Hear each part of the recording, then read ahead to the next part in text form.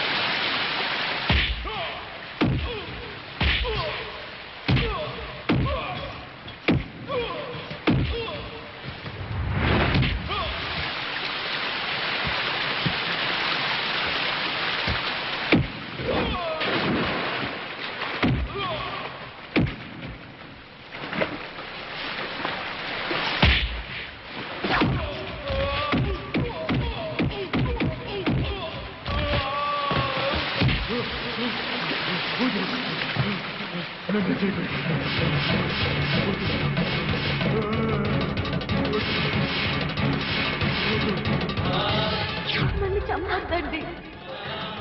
మా ఊరికి వెళ్ళిపోతాం, మా అన్నయ్య దగ్గరికి వెళ్ళిపోతాం.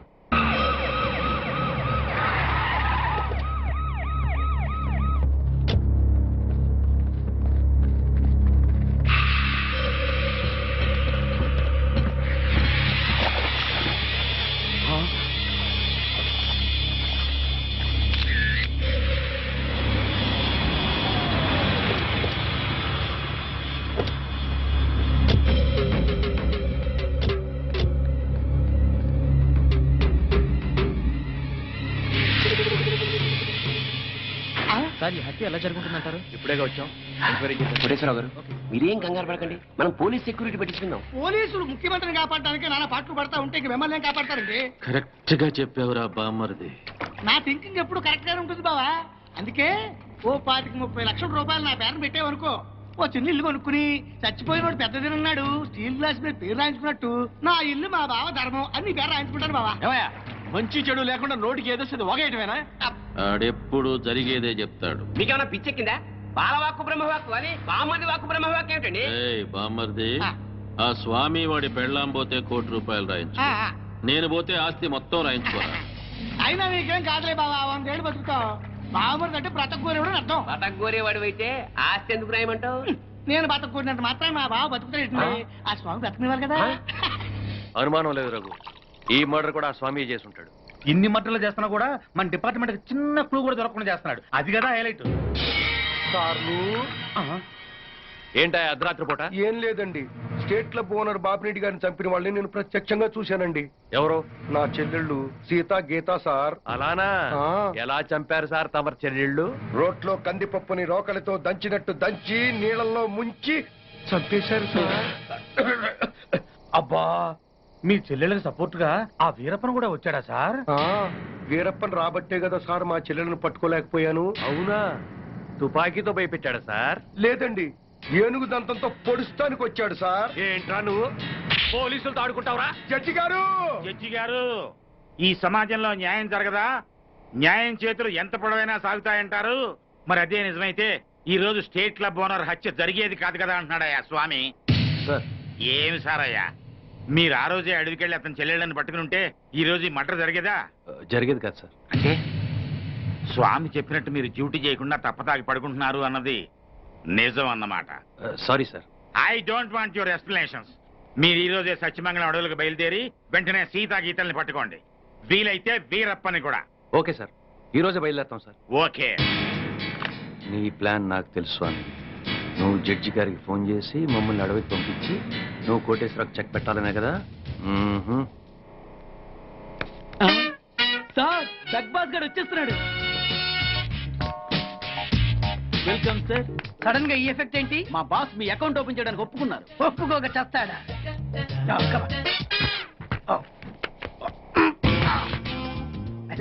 Thank you.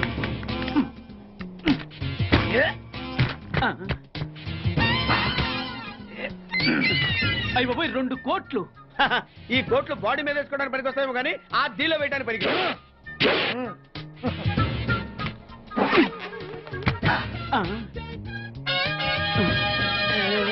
అటు అటు.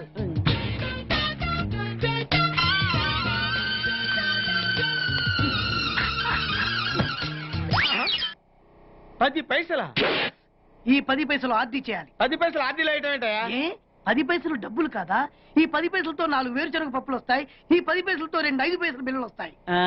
ఈ డైలాగ్ ఎక్కడో విన్నట్టుంది. విన్నట్టు కాదు, నువ్వే అన్నావు. బాగా గుర్తు తెచ్చుకో. బంజారా హిల్స్, రోడ్ నెంబర్ 6, చెట్టు నెంబర్ 16. అయ్యా అయ్యా ధర్మం చేయండి అయ్యా. బాబయ్యా ధర్మం చేయి బాబు. ఆగు. వెతుకయ్యా, నిమ్మలంగా వెతుకయ్యా. కింది జేబులో చూడయ్యా. నోట్లు చూడయ్యా. అయ్యా దీంట్లో చూడయ్యా. 50 రూపాయలు. అయ్యా తీసుకో. 10 పైసలా? ఏం 10 పైసలు పైసలు కాదా? 10 పైసలు పెడితే 4 వేరుశనగ పప్పులు వస్తాయి. 10 పైసలు పెడితే 2 5 పైసలు బిళ్ళలు వస్తాయి.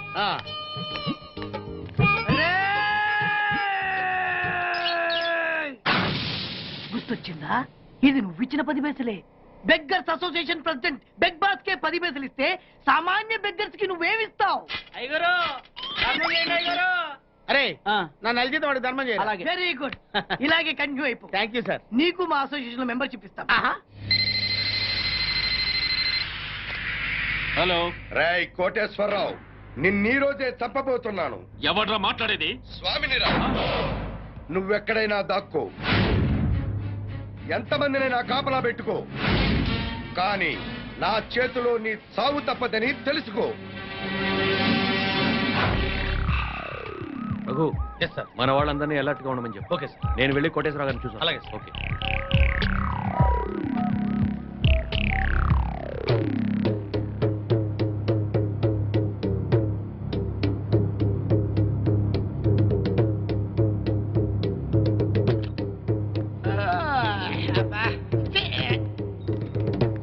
ఏంటి బాబా అర్ధరాత్రి గడి మధ్యలో తరువు? నువ్వు పడుకోవు, ఎవరిని పడుకోనివ్వు. అయినా నువ్వు మధ్యలో వాయించినంత మాత్రాన ఆ స్వామి రావడం మానేస్తాడా? ఆ స్వామి గారు నెరవేరకుండా పోద్దా?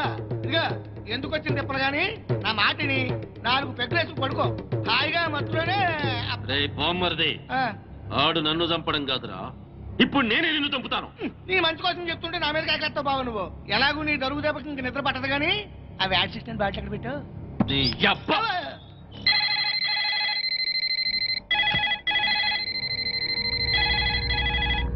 కోటేశ్వరరావు గారు లిఫ్ట్ చేయండి. హలో, నేను ఎస్పీని మాట్లాడుతున్నాను. అక్కడ ఇన్స్పెక్టర్ బెనర్జీ ఉన్నాడా? సార్ మీరు పెట్టండి సార్. సార్ నేను బెనర్జీని మాట్లాడుతున్నాను సార్. బెనర్జీ, కోటేశ్వరరావు గారికి వాళ్ళ ఇంట్లో సేఫ్టీ లేదు. మన కంట్రోల్ రూమ్కి తీసుకురా with protection. Yes sir. Sir మా ఎస్పీ గారు మిమ్మల్ని మా కస్టడీలో ఉంచమని ఆర్డర్ వేశారండి. వెళ్దాం పదండి. రఘు సార్, అందరిని ఫాలో అవ్వమని చెప్పు. Come on take. Yes sir. Constable రండి, ఫాలో మీ. సార్ మీరు ఎక్కండి సార్. త్వరగా.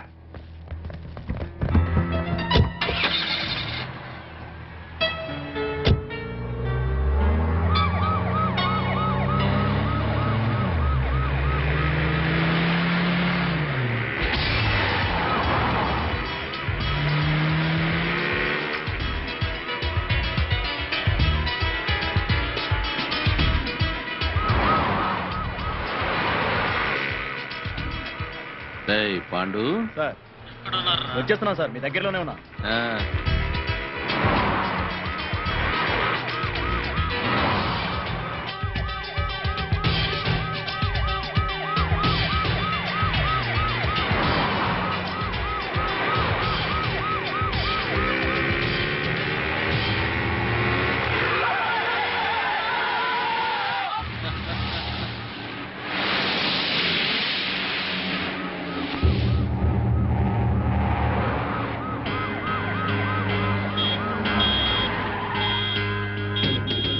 ఏయ్, ఏమిట్రా రోడ్డు అడ్డంగా ఆపావు? ఆపలేదు సార్, ఆగిపోయింది.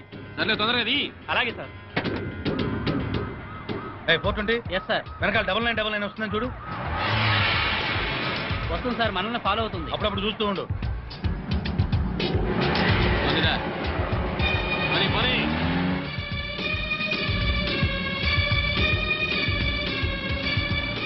ఏమైపోయిందిరా పోలీస్ జీపు? కనపడదే? అదే అర్థం కావట్లేదు సార్. ఏయ్, పోలీసులు ఎవరు కనపడలేదురా? ఏమైపోయారు?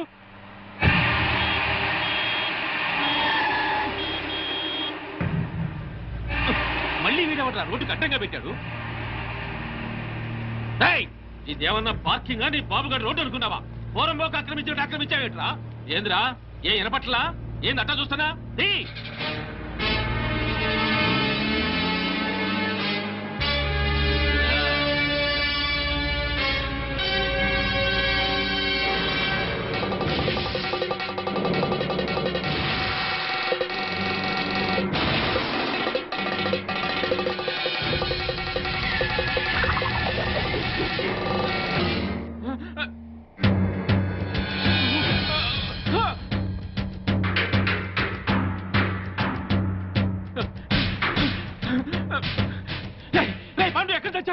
నా వెనకాల ఫాలో అవ్వమని చెప్పాను కదా. మీకోసమే వెతుకున్నా సార్. ఎక్కడున్నారు సార్? నేను ఈ అల్యూమినియం ఫ్యాక్టరీ దగ్గర ఉన్నాను. తొందరగా వచ్చావని.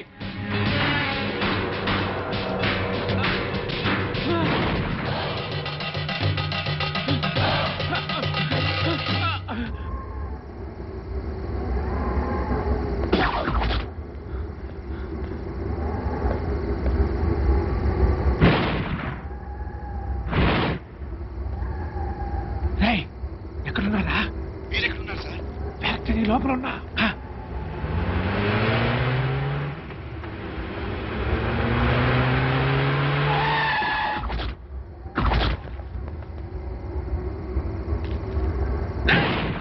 స్వామి, నువ్వు మాస్టర్ ప్లాన్ వేసి పోలీసుల్ని మధ్యలో మాయం చేస్తావని తెలిసే నా ఏర్పాట్లలో నేను ఏంద్ర దిష్టిబొమ్మలాగా చూస్తారు. కత్తికో ఖండగా నరికి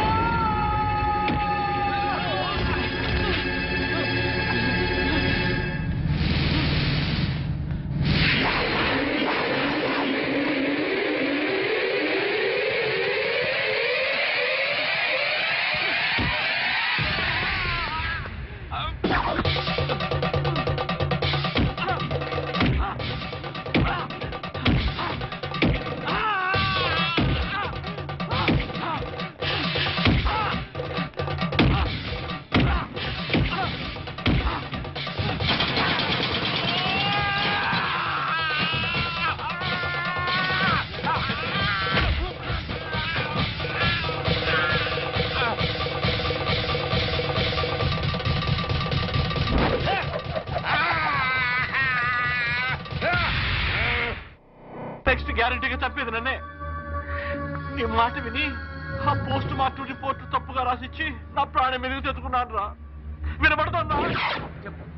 ఇప్పుడు నేను కాపాడవలసిన బాధ్యత కూడా నీ మీద ఉన్నవరే ఉమాపతి. నన్ను కాపాడరా. అరేరా, ఇప్పటిదాకా ఈ కేసులో నా మాటే విన్నావు కాబట్టి ఇప్పుడు కూడా నా మాటే విని వెంటనే వెళ్ళి ప్రెస్ మీట్ పెట్టు. ప్రెస్ మీటా? ప్రెస్ మీట్ ఏమిట్రా? ఎస్, నేనిచ్చిన పోస్ట్ మార్టం రిపోర్ట్ కరెక్ట్ అయింది కాదు, మిస్టేకన్ ఐడెంటిటీ అని చెప్పి చెప్తే మన వాళ్ళని మర్డర్ చేసిన కేసులన్నీ ఆ మొగుడు పెళ్ళాల మీదకి రావాలంటే చనిపోయింది సీతా గీతలను రుజువు చేస్తే చాలరా, వెంటనే మన లోపల. మిస్టేకెన్ ఐడెంటిటీ మూలంగా పోస్ట్ మార్టం రిపోర్ట్ విషయంలో పెద్ద పొరపాటే జరిగిపోయింది. నర్సాపూర్ ఫారెస్ట్ లో హత్యగాయింపబడింది 35 సంవత్సరాలున్న ఆడవాడు కాదు, 17-18 సంవత్సరాలున్న ఆడపిల్లలు. అయితే చనిపోయింది మెడిసిన్ స్టూడెంట్ సీతాగీతలు అయి ఉంటారా సార్? 100%, 100కి 100 చనిపోయింది సీతా గీతలే. No doubt about it. నా వలన జరిగిన ఈ పొరపాటును క్షమించమని ప్రజలను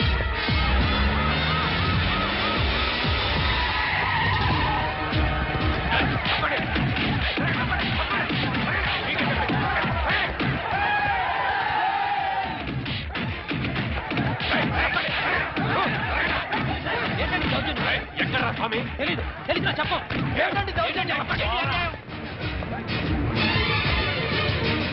ఎక్కడే నీ మొగుడు? తెలీదు. ఇన్స్పెక్టర్ నోర్మై, పోలీసులతో కోర్టుతో ఆడుకుంది చాలు. ప్రెస్ మీట్ లో డాక్టర్ అంతా చెప్పాడు. మర్యాదగా స్వామిని అప్పగించారా సరే సరే, లేకపోతే మీ ప్రాణాలు తప్ప అన్ని పోతాయి. బ్రహ్మాండంగా ఉందా నీ ఐడియా? పోలీసులు ఈ పాటికి ఆ స్వామి గారిని అరెస్ట్ చేసి బొక్కలో వేసి ఎరగుమ్ముతుంటారనుకో. మరేంటనుకున్నావు, మనది క్రిమినల్ బ్రెయిన్.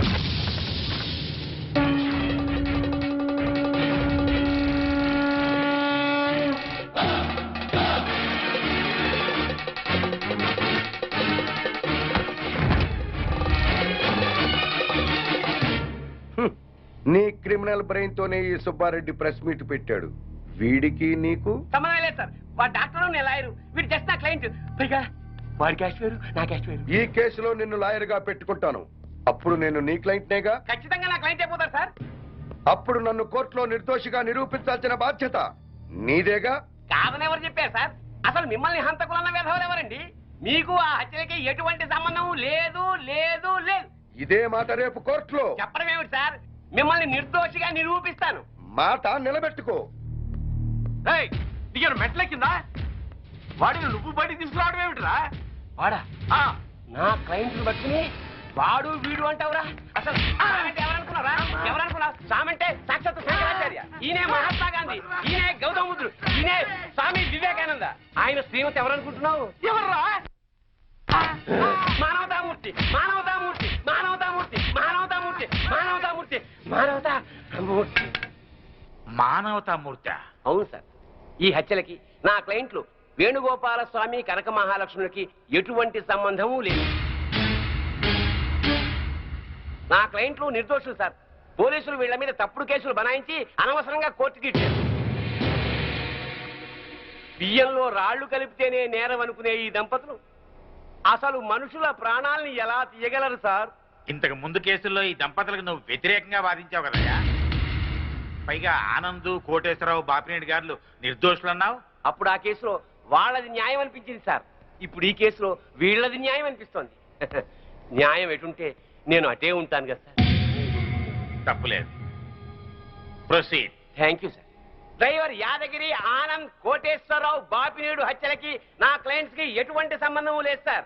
కావాలనే ఈ పోలీసులు నా క్లయింట్ల మీద లేనిపోని ఆరోపణలతో కోర్టుని తప్పుదారి పట్టిస్తున్నారు సార్. సంబంధం లేదని అంత గట్టిగా ఎలా చెప్తున్నారు? సాక్ష్యం ఉండాలి కదా. సాక్ష్యం లేకుండా ఎలాగ సార్? అసలు కోర్టు వారికి కావాల్సిందే అది కదా.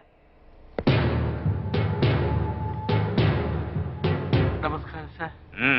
ఇంతకు ముందు సీతాగీతల హత్య కేసులో పోస్ట్ మార్టం రిపోర్ట్ ఇచ్చిన డాక్టర్ నేనే సార్. ఆయన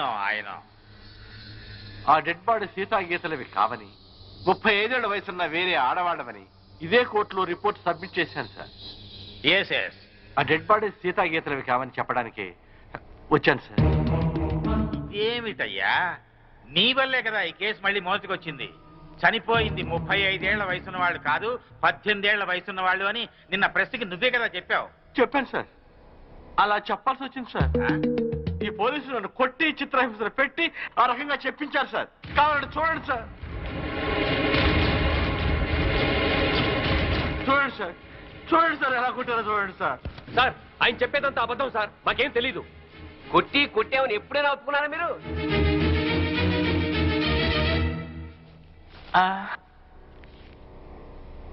మిమ్మల్ని కొట్టి మీ చేత అబద్ధం చెప్పించాల్సిన అవసరం పోలీసులకే ఉందండి. చాలా ఉంది సార్. మీరేమో నేరస్తులైన సీతాగీతల్ని పట్టుకోమని పోలీసుల మీద ఒత్తిడి చేస్తున్నారు.